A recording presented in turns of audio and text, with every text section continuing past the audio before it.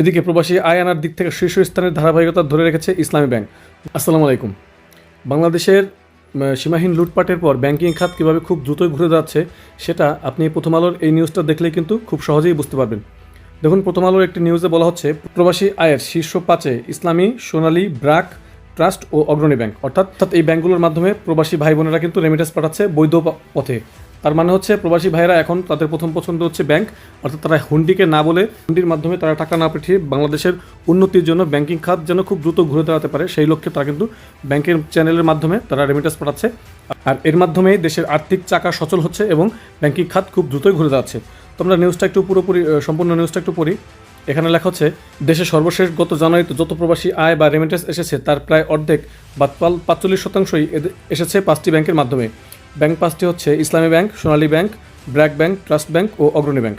এই 5 ব্যাংকের মাধ্যমে গত জানুয়ারিতে দেশে প্রবাসী আয় এসেছে প্রায় 92 কোটি মার্কিন ডলার, যা ওই মাসে আসা মোট প্রবাসী আয়ের 42%। জানুয়ারিতে দেশে মোট প্রবাসী আয় এসেছে 218 কোটি 52 লাখ ডলার। প্রবাসী আয় সংক্রান্ত বাংলাদেশ ব্যাংকের সর্বশেষ প্রতিবেদন থেকে এই তথ্য পাওয়া গেছে। বাংলাদেশ ব্যাংকের তথ্য অনুযায়ী ডিসেম্বরের তুলনায় জানুয়ারিতে প্রবাসী আয়ের দিক থেকে উল্লেখিত 5 ব্যাংকের মধ্যে 3 ব্যাংকের অবস্থানের অদলবদল ঘটেছে। গত ডিসেম্বরে প্রবাসী আয় আনার দিক থেকে দ্বিতীয় অবস্থানে ছিল রাষ্ট্রীয় মালিকানাধীন অগ্রণী ব্যাংক। ওই মাসে অগ্রণী ব্যাংকের মাধ্যমে প্রবাসী আয় এসেছিল 26 কোটি 48 লাখ ডলার। জানুয়ারিতে এসে অগ্রণী ব্যাংক পঞ্চম স্থানে নেমে গেছে। জানুয়ারিতে অগ্রণী ব্যাংকের মাধ্যমে প্রবাসী আয় এসেছে 13 কোটি ডলার। সেই হিসাবে এক মাসের ব্যবধানে ব্যাংকটির মাধ্যমে প্রবাসী আয় আসা প্রায় অর্ধেক কমে গেছে। অগ্রণী ব্যাংক দ্বিতীয় অবস্থান থেকে পঞ্চম অবস্থানে নেমে যাওয়া জানুয়ারিতে প্রবাসী আয়ে দ্বিতীয় অবস্থানে উঠে এসেছে সবচেয়ে বড় ব্যাংক রাষ্ট্রীয় মালিকানাধীন সোনালী ব্যাংক।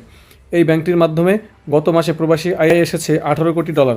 ডিসেম্বরে এসেছিল 21 কোটি ডলার। ডিসেম্বরের তুলনায় জানুয়ারিতে সোনালী ব্যাংকের মাধ্যমে প্রবাসী আয় আসা কমলেও শীর্ষ 5 ব্যাংকের মধ্যে এটি দ্বিতীয় স্থানে রয়েছে।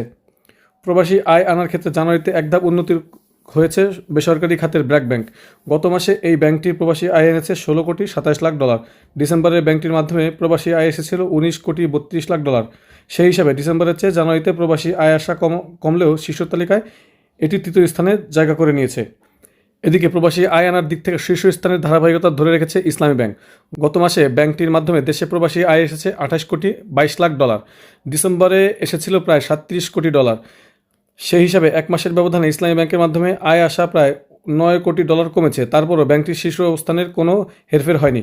ব্যাংক খাত সংশ্লিষ্ট ব্যক্তিরা বলছেন, মধ্যপ্রাচ্য সহ বাংলাদেশের শ্রমিক প্রধান দেশগুলোতে ইসলামী ব্যাংকের উপস্থিতি অন্য যে কোনো ব্যাংকের চেয়ে বেশি।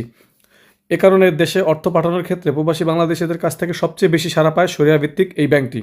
প্রবাসী আয় আনার তালিকায় শীর্ষ 5-এ থাকা প্রত্যেক ব্যাংকেরই প্রবাসী আয় ডিসেম্বরের তুলনায় জানুয়ারিতে কমেছে, কারণ সার্বিকভাবে জানুয়ারিতে প্রবাসী আয় ডিসেম্বরের চেয়ে কম এসেছে। গত জানুয়ারিতে সব মিলিয়ে দেশে প্রায় প্রবাসী আয় এসেছিল 218 কোটি 52 লাখ ডলার। ডিসেম্বরে যার পরিমাণ ছিল 264 কোটি ডলার। সেই হিসাবে ডিসেম্বরের চেয়ে জানুয়ারিতে প্রবাসী আয় 45.5 কোটি ডলার বা 17% কম এসেছে। তবে ব্যাংক খাত সংশ্লিষ্ট ব্যক্তিরা বলছেন, প্রবাসী আয় কয়েক মাস ধরে 200 কোটি ডলারের উপরে রয়েছে। এটি খুবই ইতিবাচক। অর্থাৎ খুব দ্রুতই আমাদের প্রবাসী ভাই বোনদের মাধ্যমে বৈধ পথে রেমিটেন্স আসার কারণে কিন্তু ব্যাংকিং খাত এবং আমাদের আর্থিক খাত উন্নতি হচ্ছে এবং বাংলাদেশের আর্থিক খাত মেরুদণ্ড শক্ত হচ্ছে এবং বাংলাদেশ ব্যাংক কিন্তু ঘুরে দাঁড়াচ্ছে। তো ভিউয়ার্স, ব্যাংকিং খাত আরও উন্নত করুক। বাংলাদেশের যে প্রবাসী ভাইয়েরা বিদেশে রয়েছেন তারা তাদের বৈধ চ্যানেলে রেমিটেন্স পাঠানোর মাধ্যমে ইসলামী ব্যাংক সহ অন্যান্য সব ব্যাংকের আরও উন্নতি করুক। এই আশায় আমাদের আজকে ভিডিও শেষ করছি। ভিডিওটি ভালো লাগলে অবশ্যই একটি লাইক দেবেন, ফ্রেন্ডদের সাথে শেয়ার করবেন আর কমেন্ট করে আপনার মতামত জানাবেন এবং অবশ্যই আমাদের চ্যানেলটি সাবস্ক্রাইব করে রাখবেন। তো আজকের আলোচনা পর্যন্ত দেখা হচ্ছে নেক্সট ভিডিওতে। Till then take care self. আল্লাহ হাফেজ।